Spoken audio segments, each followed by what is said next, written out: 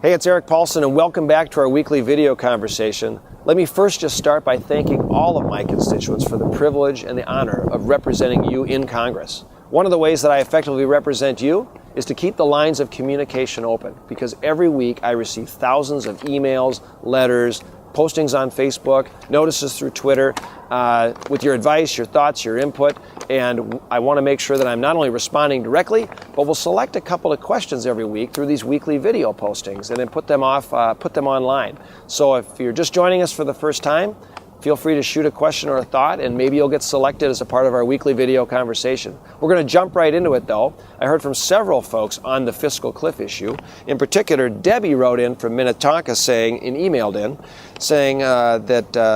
Mr. Paulsen, please do what's best for the fiscal cliff problem. The answer is not just to raise taxes. This government spending is also out of control.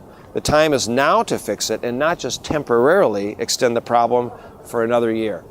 Well, actually, Debbie, I agree, and the election is over, and it's very important for elected officials to work across the aisle in a bipartisan manner. The good news is that that action is happening right now.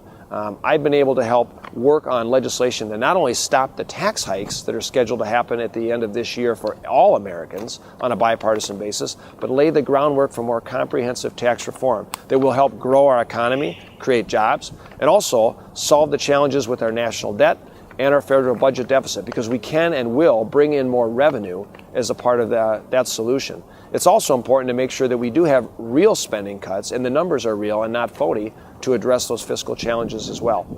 I also heard from a number of individuals this week regarding trade with Russia, and ironically, it is a piece of legislation that has come up on the floor this week. I heard from Pam in Maple Grove, Jason and Rogers, and dozens of other folks who took the time to write in and call with their thoughts on extending permanent normal trade relations with Russia.